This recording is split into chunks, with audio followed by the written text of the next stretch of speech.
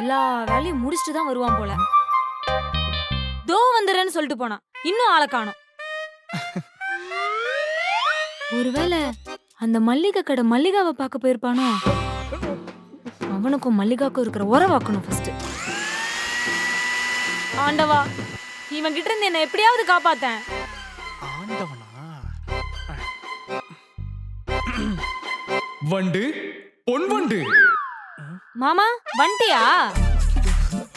மாமா என்ன வாய்ஸ் கேட்டுச்சு, ஆளை காணோம். எங்க இருக்க மாமா?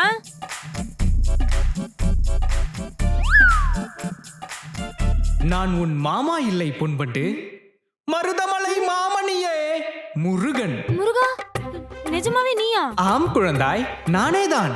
சூரசம்ஹாரம் முடித்து திருத்தணி செல்லும் வழியில் என் பக்தை நீ இருப்பதை உணர்ந்து உன்னை காண வந்துள்ளேன்.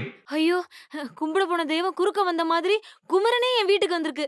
சொல்லு முருகா. சொல்கிறேன். ஒரு நிமிடத்திற்கு முன்னால் உன் கண் கண்ட கணவனை திட்டிக் கொண்டிருந்தாயே, ஏன்?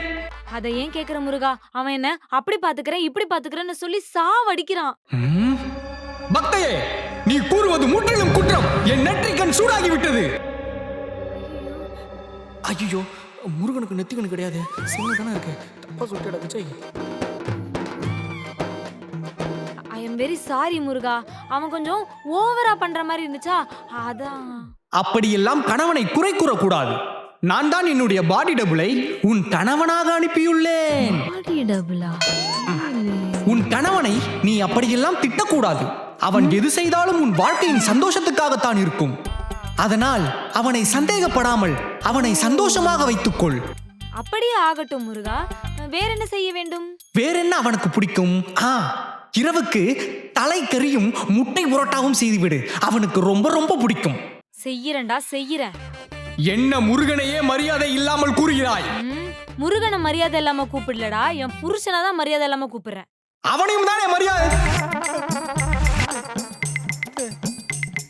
என்ன தலைக்கறி? தலைக்கறி? தலைக்கறி. இன்னைக்கு உன் தலைதாண்டா எனக்கு கறி. முருகனை மரியாதை பேசுற. இன்னைக்கு நீ செத்துடா மவனே. இந்த சீரீஸை நீங்க தொடர்ந்து பார்க்கணும்னா வெண்ணிலா டிஃபன் சென்டர் சேனலை சப்ஸ்கிரைப் பண்ணிடுங்க. Vennila tiffin centre, co-sponsored by Fine Dine academy.